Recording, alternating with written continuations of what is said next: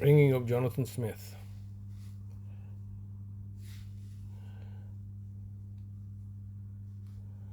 There we go.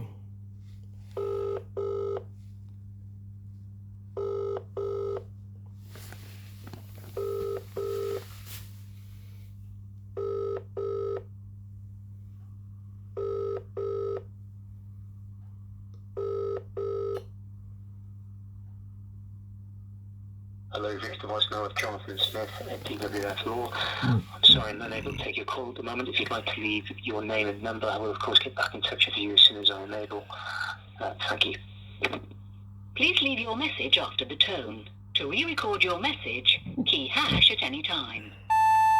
Yes, hello Mr. Smith, it's Mr. Hussain here, once again leaving yourself another daily message. Today is message number 83 on the 9th of January 2024, and the time is about quarter to 3, and I'm once again leaving yourself a message asking you to engage with me so I know where we stand regarding your several recent claims, applications to the courts in conjunction with the so-called capacity assessment, which I note that throughout the year of 2023, 3 failed attempts had taken place. The first one was as a result of your predecessor Kate Joss's failure to adequately make provisions for my brother in January 2023. The second failed attempt occurred in September 2023 when you had got a court order requiring myself to make my brother available for a capacity assessment, then decided against that subsequently, so because there was no injunction order in place, so you then chose your associates, namely your clients' associates, Manningham Housing Association's associate, namely Bradford Council, in collaboration with the police and the Housing Association, chose to kidnap my brother on the 8th of August. So that obviously failed to materialize. That capacity assessment, as you know, failed to materialize. And then subsequently, since the end of September, you've made a further applications, which was partly heard on the 9th of January, to get a further capacity assessment carried out by the end of November. That's once again failed to materialize. So throughout the month of January, throughout the year of 2023, you've had 3 failed attempts to try to get a capacity assessment, which is now ludicrous because my brother is now being incarcerated against his will and which is held captive at an institution of the local authority without my awareness. It's been 154 days now that my brother has been unlawfully kidnapped in this manner, and I have absolutely no idea where he is and what kind of conditions he's being held under. You must know this is fraudulent, and when you say that there's a conspiratorial fraud taking place, as I'm sure you're fully aware, it's all over the tabloid news today. The post office and postmaster scandal, which I don't need to go over. You can read what's been happening. The matter's been dramatized, where over 900